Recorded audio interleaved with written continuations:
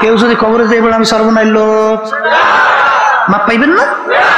কেউ যদি কবরে যাইয়া বলেন আমি সর্বনাশ পীর, আমি মুফতি মুহাদ্দিস, আমি অমুক বংশের, আমি অমুক তমুক সমুক, কথা কয় না। এই পরিচয় কবরে আছে, আছে। এই আল্লাহর বান্দারা কবরে প্রশ্ন কয়টা? ভালো করে মুখ খুলে মুখস্থ করে কন। 1 নম্বর প্রশ্ন কি? মান রব্বুকা।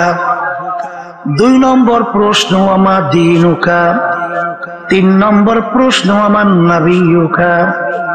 আল্লাহ রাসূল সাল্লাল্লাহু আলাইহি ওয়াসাল্লামকে দেখাবেন মান হাযার রাজুল, বলো ব্যক্তিকে। এই 3 প্রশ্নের মধ্যে তুমি পাইছো যে তুমি তালুকদার না জমিদার, না তুমি অমুক তমুক সমুক, না সৈয়দ, তুমি প্রিন্সিপাল, না তুমি পীর সাহেব, না তুমি মুফতি সাহেব, না তুমি মুহাদ্দিস সাহেব, না তুমি বড় বংশের লোক, না তুমি এই ডক্টরে ডিগ্রিদারি পাইছেন কেনা কেনা আছে কোথায়? তা যদি না থাকে তাইলে বুঝে শুনে কবরে যাওয়া লাগবে। একবার ঠকলে জেতার কিন্তু আর সুযোগ নাই, আছে? তা যদি নাই থাকে, আমার ভাইদেরকে বলবো, পর্দা আলে মা বোনরা তারা শুনতেছেন, মনে করছেন আমরা হুজুররা কিছু বুঝি না মেয়া, এই বুঝে শুনে দাঁড়িয়ে রাখছি, বুঝে শুনে মাথায় টুপি রাখছি, বুঝে শুনে লম্বা জামা গায়ে দিছি, বুঝে শুনে ফজরের সময় মসজিদ যখন আমাদেরকে আল্লাহর পক্ষ থেকে দাওয়াত জানায়, আসসালাতু খায়রুম মিনান নাওম, ঘুম হইতে নামাজ ভালো। ওদিকে এমন ঠান্ডা, কনকই না শীত, এমন ঠান্ডা ল্যাপ কম্বল মুড়া দিয়া ঘুমায়। যখন ডাক পড়ছে মালিকের আওয়াজ পক্ষ থেকে, ওই ল্যাপ কম্বল ফালাইয়া পাগলের মতো উইছা ঠান্ডা পানিতে উজু কইরা তারপর পাগলের মতো দৌড়াইয়া মসজিদের ভিতরে যাইয়া দাঁড়ো। মনে করছেন কিছু বুঝি না? সব আপনারা বুঝছে, আমরা কিছু বুঝি না। এই আল্লাহর বান্দারা ভালো করে বুঝের জন্য মাহফিল আর বোঝা পারা, কিন্তু যে কদিন দুনিয়া চক্ষু খোলা থাকবে, চক্ষু বন্ধ তো সব শেষ। কথা বলে ঠিক না? ঠিক বলছি? এই সংক্ষেপ বোঝেন না কিছু? এই বোঝার শক্তি আল্লাহ মানুষকে দেছে।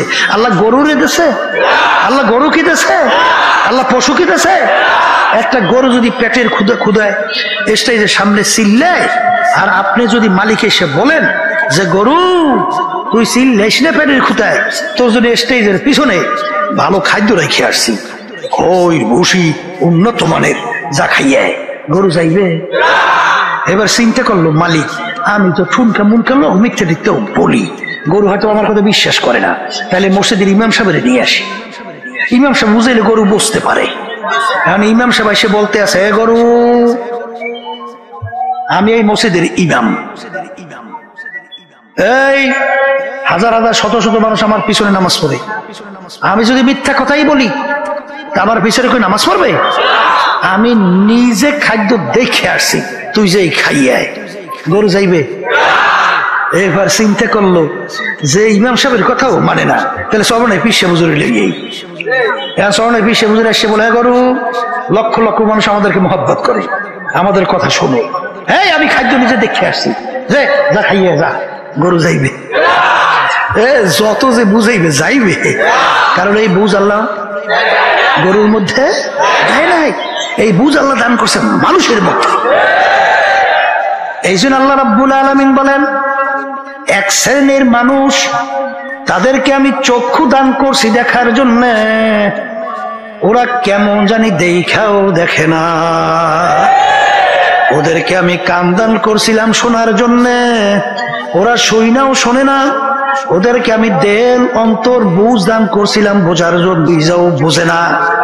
এদের ব্যাপারে আমার মালিক বলেন, উলাইকা কাল আনআম, এই মানুষগুলো চতুষ্পায় জানোয়ারের মতো।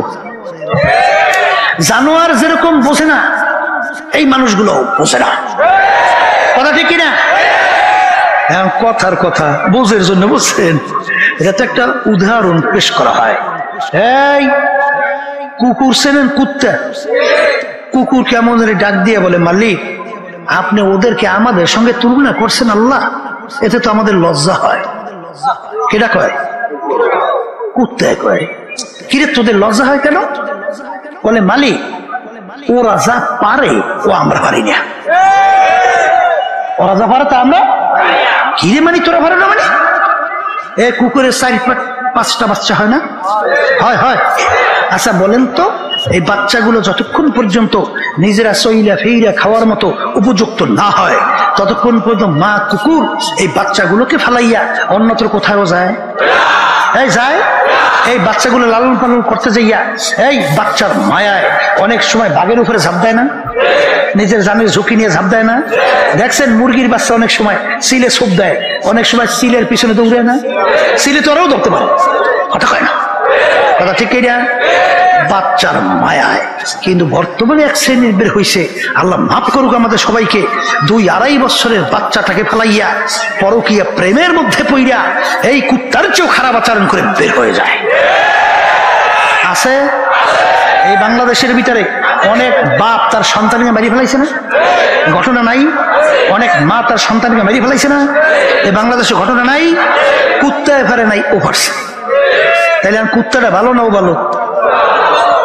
এখন আল্লাহ রাব্বুল আলামিন বলেন কথা তো ঠিকই কইছো, তাহলে তোদের মতো হবে না। তাইলে বাল হুম আবাল, এক শ্রেণীর মানুষ ওরা ওই চতুষ্পায়ু জানোয়ার তার চেয়েও খারাপ। এরপর আল্লাহ রাব্বুল আলামিন বলে আর এক শ্রেণীর মানুষ সারুর বাড়িয়া কুত্তা শিয়াল শুয়ারের চেয়েও খারাপ। কোন মানুষগুলো? যাদেরকে আল্লাহ দিল দান করছে বোঝে না, কান দান করছে শোনে না, চক্ষু দান করছে দেখেও দেখে না, কথা ঠিক কিনা? এগুলা কুত্তা শিয়াল শুয়ারের চেয়েও খারাপ। আবু জাহিল্লা, উতবা, সাহেবা, আবুল হাব এগুলা দেখেও দেখছে, আছে গায় শুনেও শুনছে, বুঝাও বুঝছে, এগুলা কুত্তা শিয়াল শুয়ারের চেয়েও খারাপ। আছে না নাই? এগুলাই বুঝবে না, এগুলাই বুঝবে না। এই জন্য বাজানদেরকে সংক্ষেপে বলতেছি, এই যে আমরা বলতেছি মিয়া আমরা ওলামায়ে কেরাম এত চিল্লাই কিয়া, এত চিল্লাই কেন? আমার আব্বাজান রহমাতুল্লাহি আলাইহি বলতেন, বাজান কেউ যদি বলতে পারো যে হুজুর আমার যদি আপনারা পা ধরতে পারেন, আমি খোদার কসম না মানে পা যদি ধরতে পারেন হুজুর, তাহলে আমি আর আল্লাহর হুকুম নবী তরিকার বিরুদ্ধে যাব না, অর্থাৎ গুনার কাজের কাছেও যাব না। এটা যদি কেউ বলতে পারো, আমি আব্বাজান বলতেন আমি খোদার কসম করে বলছি আমি একবার নয় প্রয়োজন হলে তোমাদের 100 বার পা ধরবো, তারপরও বাজান তোমরা গুনার থেকে ফিরিয়ে আসো, কথা ঠিক কিনা? কারণ কি? সংক্ষেপে বোঝেন, জানা কথা আবার বলতেছি কেন? ফাইদা তুলিয়াত আলাইহিম আয়াতিহি যাদাতহুম ঈমানা, যে আল্লাহ রাব্বুল আলামিন বলেন জানুই না জিনিস তোমরা আবার যদি তেলাওয়াত করো, আবার আলোচনা করো, এর মাধ্যমে ঈমান বাড়িয়ে যায়। ঈমান কি বাড়ে, কমে না। ঈমান কি বাড়ে। এই আল্লাহর বান্দারা, পর্দা আলে মা বোনেরা, এই কোরআনুল কারীম নাযিল হয়েছে কার উপরে? আল্লাহ রাসূলের উপরে না? আল্লাহ রাসূল কি দুনিয়া কোনো শিক্ষা শিক্ষিত ছিল? এই দুনিয়াতে উম্মি ছিল না? আল্লাহ রাসূল নিজের দস্তখত করতে জানতেন, সাইনও করতে জানতেন না। কলে হুজুর প্রমাণ রাখতেন কিভাবে? বলে আল্লাহ রাসূল সাল্লাল্লাহু আলাইহি ওয়াসাল্লাম তার আঙ্গুল মোবারকের ভিতরে একটা আংটি মোবারক ছিল, আংটি মোবারক দিয়ে সিল মারত। কি মারত? এই কয়েক মাস আগে এক ডক্টর আসছিল চরমনাই, আসছে ওই যে আল্লাহ রাসূল সাল্লাল্লাহু আলাইহি ওয়াসাল্লাম চিঠি লিখছিল, সেই চিঠির ভিতরে যার আংটি মোবারকের ছিল, এই সিল মারা সহ ওই চিঠিটা বান্দাই আমার জন্য হাদিয়া নিয়ে এসেছে। আমি তাকাইয়ে তাকাইয়ে দেখলাম যে কি সুন্দর আংটির সিলটা পরিয়ে রয়েছে। আচ্ছা আল্লাহ রাসূল সাল্লাল্লাহু আলাইহি ওয়াসাল্লামকে আল্লাহ দুনিয়া শিক্ষায় শিক্ষিত হওয়ার সুযোগ দেয় না কেন? কেন আল্লাহ উম্মি রাখলেন? দুনিয়াদার নাস্তিকের দলেরা, বেঈমানের দলেরা হয়তোবা বলার সুযোগ পেত যে লোকটা খুব মেধাবী ছিল, খুব ব্রেনি ছিল, খুব জাহিনী ছিল, খুব উঁচু মাপের পণ্ডিত ছিল, উঁচু মাপের শিক্ষিত ছিল, কোরআনুল কারীম নিজে লেখা লইছে, বলার সুযোগ তো একটা পাইতো। এই সুযোগ যেন না পায়, এই জন্য আল্লাহ রাব্বুল আলামিন তাকে দুনিয়ার কোন শিক্ষায় শিক্ষিত হওয়ার সুযোগও দেয় নাই। এই উম্মি আল্লাহর হাবিবের উপরে ছোট চটি বই না 30 পারা কুরআনুল কারীম নাযিল করছে। সবাই সুবহানাল্লাহ বলে। সেই কোরআনুল কারীমের শুরুতে ভূমিকায় আল্লাহ রাব্বুল আলামিন চ্যালেঞ্জ হিসেবে বলছেন, যালিকাল কিতাব লা রাইবা ফি, এই যে কিতাব দেখো, এই কিতাবের ভিতরে ভুল সন্দেহ বলতে কিছু না। সবাই বলি সুবহানাল্লাহ। এখন আমার বাজানদেরকে বলি, যারা মানুষ তারা চিন্তা করবে, দুনিয়ার কোন কিতাব বই পুস্তক বের করতে পারবেন যার কোন জায়গায় শুরুতে কোন লেখক লিখতে পারছে আমার কিতাবে বইতে ভুল নাই? বলেন। আমরা শুনিও নাই, পাইও নাই। শুনিও নাই। একটাই কিতাব দুনিয়াতে যার শুরুতে লেখা আছে ভুল নাই, সন্দেহ নাই। আমার বাজানদেরকে বলবো, আরবের কাফেররা আরবি ভাষী ছিল, তারা ভুল বের করতে পারছিল? ওদিকে লম্বা আলোচনা যাবো না, চেষ্টা কম করে নাই, পারে নাই, কথা হয় না। এরপর এই যে 1500 বছরের মধ্যে এত ইসলামের শত্রু দুনিয়া থেকে গেল, বর্তমানে অভাব নাই, কথা কয় না। কোরআনুল কারীমকে আগুন দিয়ে পোড়ায়, কথা কয় না। কোরআনুল কারীম দুনিয়া থেকে নিশ্চিহ্ন করার চিন্তা করে, পারবে? পারবে? কেন পারবে না? এই আল্লাহ রাব্বুল আলামিন বলছেন যে তোরা যত চেষ্টা করো কোরআনকে হেফাজত আমি করবো। হেফাজত কে করবে? সংরক্ষণ কে করবে? আল্লাহ রাব্বুল আলামিন কোরআনুল কারীম সংরক্ষণ করবে। ওরা যত চেষ্টা করুক দুনিয়াতে কোরআনুল কারীম মিটাতে পারবে না, যদি নাই পারে। তাই কোরআনুল কারীম সত্য। আমি আসতে কইছি পরীক্ষার জন্য, আমরাও দিয়ে আসতে কন কি সত্য? সত্য? হ্যাঁ, যদি সত্য হয় তাইলে আমার বাজানদের সাথে কথা আছে, কথা বলছে। আর যারা মিথ্যা মনে করেন এই হ্যাগুলো তার কোনো কথা নাই, কথা কন না কা? সত্য যারা মনে করেন, এই কোরআনুল কারীম থেকে আমি আপনাদের সামনে প্রথম আয়াত শরীফ তেলাওয়াত করছি, ওমা খালাকতুল জিন্না ওয়াল ইনসা ইল্লা লিয়াবুদুন। আল্লাহ রাব্বুল আলামিন বলতেছেন, আমি 18,000 কম বেশি মাখলুকাত সৃষ্টি করছি। আল্লাহ 18,000 কম বেশি মাখলুক সৃষ্টি করছেন না? আল্লাহ বলতেছেন এর ভিতরে 2টা মাখলুকাত, একটা হলো মানুষ আর একটা হলো জিন। কয়টা? এই 2টা মাখলুকাত আমি সৃষ্টি করলাম কেন? আল্লাহ বলতেছেন আমার ইবাদতের জন্য। সবাই বলি সুবহানাল্লাহ। আল্লাহ রাব্বুল আলামিন আমাদেরকে বানাইছেন কেন? মুখ খুলে সবাই বলেন, কিসের জন্য? এখন বলতে পারেন হুজুর তাহলে অন্যান্য মাখলুকাত গুলো আল্লাহ কেন বানাইলেন? আল্লাহ রাব্বুল আলামিন ওই সত্য কোরআনুল কারীমের ভিতরে ঘোষণা করেন, ওয়া খুলিকা লাকুম মা ফিল আরদি জামিআ। অন্যান্য মাখলুকাত গুলো আমি কেন বানাইলাম তোমরা শুইনা নাও।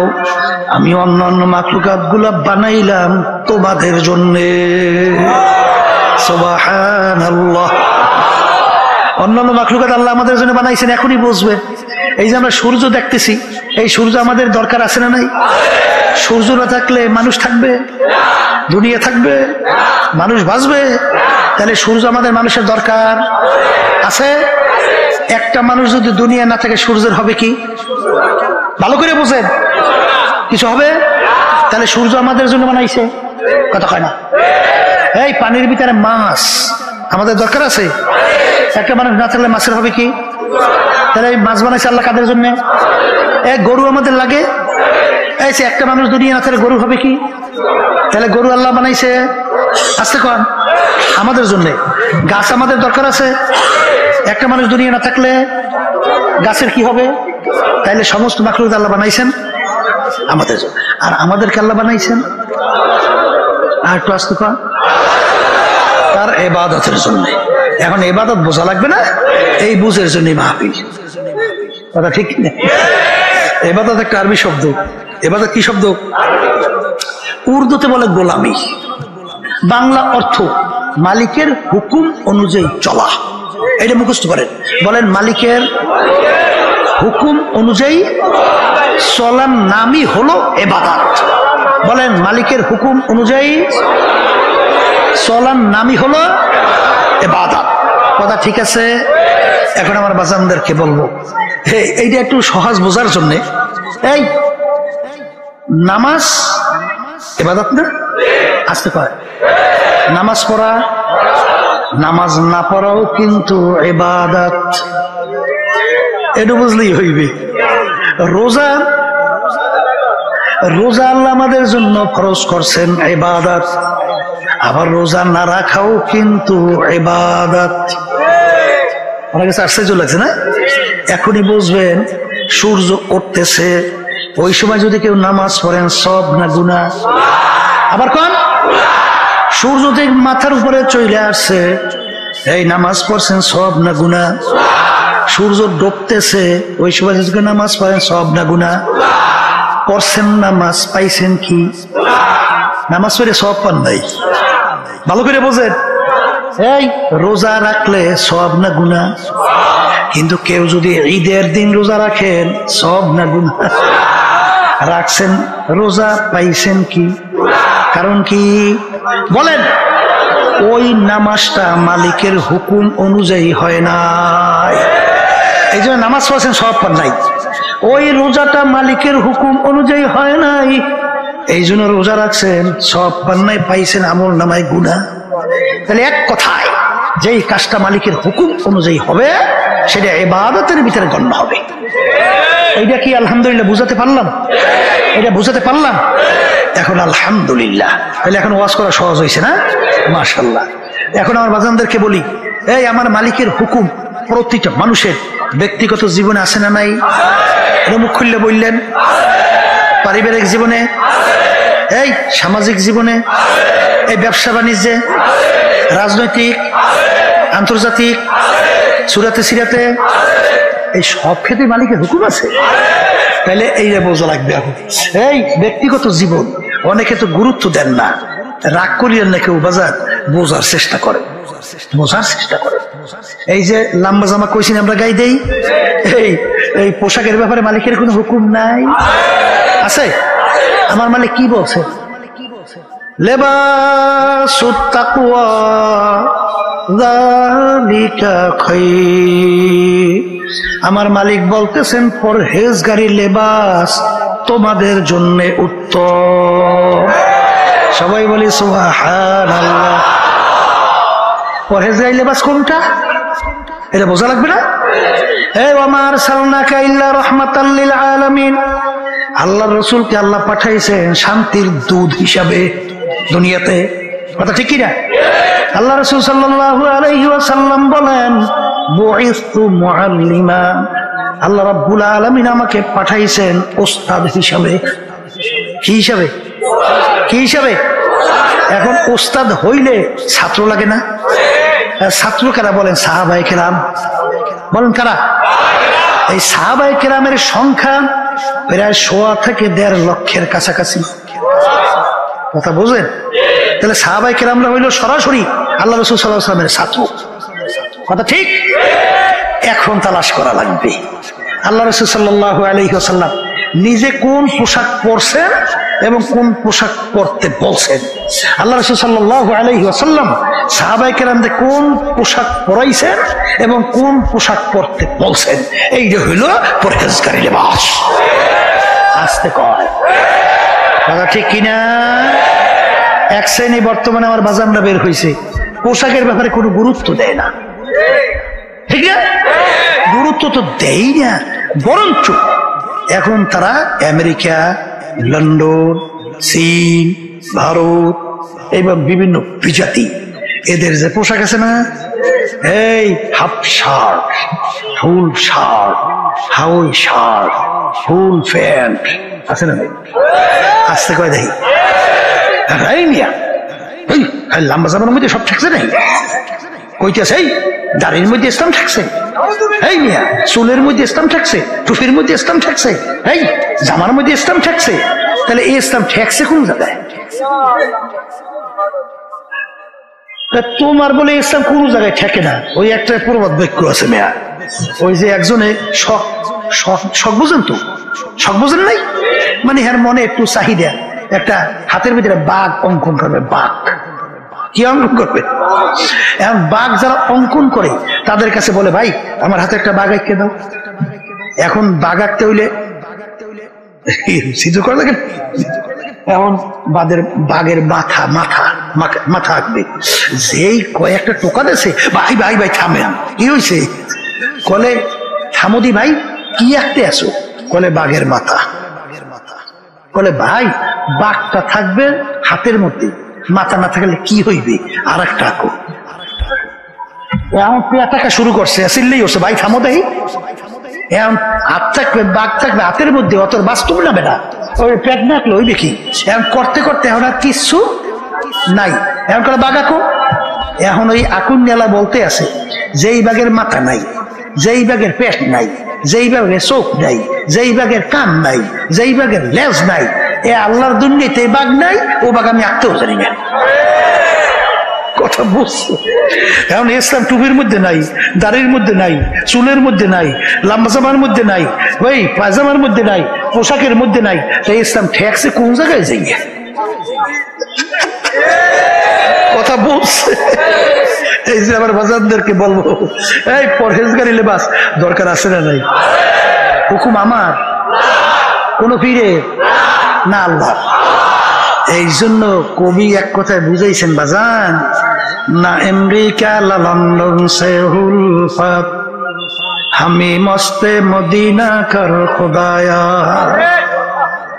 হে মুসলমান সন্তান, তোমাদের রাস্তা আমেরিকা লন্ডন ভারতের রাস্তা না রে মুসলমান, তোমাদের রাস্তা হইল মদিনার আল্লাহর হাবিব শুয়ে আছেন তার দেখানো রাস্তা।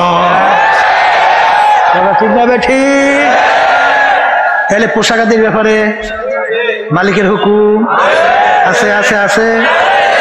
পারিবারিক জীবনে মালিকের হুকুম আছে না নাই? এক শ্রেণী আমার বাজানরা নামাজ পড়ে, রোজা রাখে, তাসবিহ নিয়ে মাওলার জিকির করে, তাহাজ্জুদের নামাজও পড়ে, ওদিকে ঘরে ছেলেটা নামাজ পড়ে না, মেয়ে নামাজ পড়ে না, স্ত্রী নামাজ পড়ে না, মেয়ে বেপরদায় চলে, স্ত্রী বেপরদায় চলে। তুমি ভালো করে যাই না রাখো, আমার মালিক বলেন কু আনফুসাকুম ওয়া আহলিকুম নার, নিজে জাহান্নামের আগুন থেকে বাঁচো, আহাল পরিবার পরিজন সন্তানাদিকে জাহান্নামের আগুন থেকে বাঁচাও। এখানে আমার মালিকের হুকুম আছে না নাই? জোরে বলা আছে না নাই? আমিনু কামা আমানান নাস, আমার মালিক বলেন তোমরা ঈমান আনবা, তোমরা আমার উপরে বিশ্বাস রাখবা। কেমন বিশ্বাস, কেমন ঈমান আনবা? আল্লাহ রাব্বুল আলামিন ঈমানের ধরন বলেন, সাহাবায়ে কেরামরা যেভাবে ঈমান আনছিল, সাহাবায়ে কেরামরা আসতে কয়, সাহাবায়ে কেরামরা যেভাবে ঈমান আনছিল এইভাবে ঈমান আনো। সাহাবায়ে কেরামদের ঈমানের অবস্থা কেমন ছিল? হ্যাঁ, এই আবু বকর সিদ্দিক রাদিয়াল্লাহু তাআলা আনহু মুসলমান না? হ্যাঁ, যুদ্ধের ময়দানে ইসলামের পক্ষে যুদ্ধ করে। ছেলে তখনও মুসলমান হয় নাই, ছেলে তখনও মুসলমান হয় নাই, ওই ছেলে তো কাফেরের পক্ষে যুদ্ধ করে। পরবর্তী ছেলে মুসলমান হয়ে গেল। এক সময় ছেলে ডাক দিয়ে বলে, আব্বাজান অমুক যুদ্ধে এমন কায়দায় আপনি আমার সামনে পড়ছিলেন, ইচ্ছা করলে আপনাকে আমি কতল করতে পারতাম, কিন্তু যেহেতু আপনি আমার আব্বা, এই জন্য আপনাকে আমি কতল করি নাই।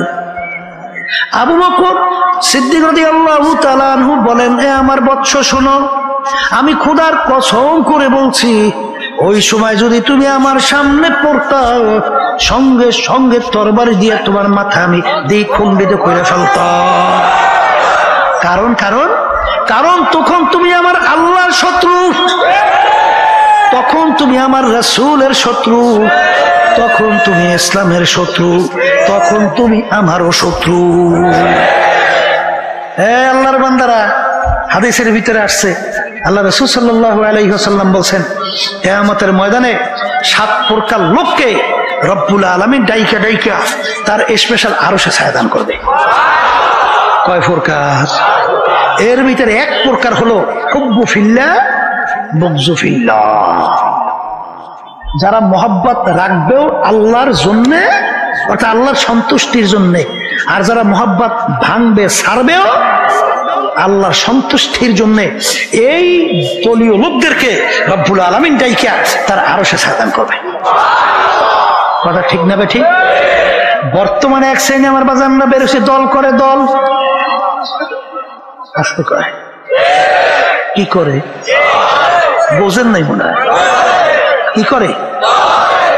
এই দলের নেতা নেত্রী ইসলামের বিরুদ্ধে আইন পাশ করলো না ইসলামের বিরুদ্ধে হুকুম দিল, আরে নাকি নাকি না নাকি করলো, চিন্তা ভাবনা না কইরা দল করে তো করে, দল ছাড়ে না।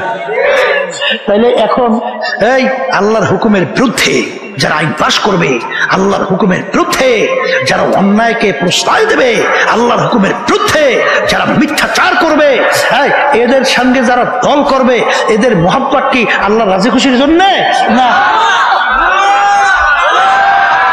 কার জন্য? হ্যাঁ, তুমি ভালো করে যাই না রাখো, নামাজ পড়তে পড়তে তোমার কপালে দাগ পড়তে পারে, তুমি তাসবিহ নিয়ে 24 ঘন্টা আমার মালিকের জিকির করতে পারো, হজ 10 বার করতে পারো, কিন্তু তুমি ভালো করে যাই না রাখো, তোমার মহব্বত যদি আল্লাহর জন্য না হয়, মহব্বত ছাড়াও যদি আল্লাহর জন্য না হয়, তোমার জায়গা ওই কিয়ামতের ময়দানে আল্লাহর আরশে হবে না।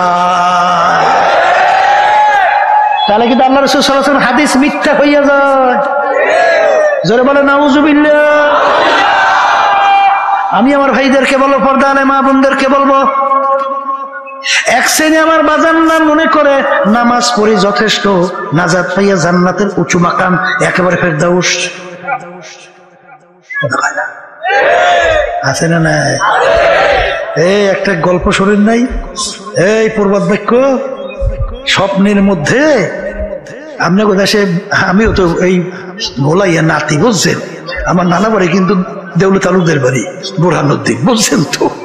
আমি আপনাকে এই মাঠেরই তো সন্তান, তাই সেই হিসেবে বলতেছি, আপনাকে দেশে তো ওই শীতের দিনে হাঁসের গোশ খুব কায়দা করে খায়, তৈলাক্ত হাঁস নাকি, তৈলাক্ত হাঁসের গোশ আর রুটি পিঠা বানাইছে চাউল দিয়া, খুব সুন্দর মোলায়েম মশাদায়ক, বুঝলেন?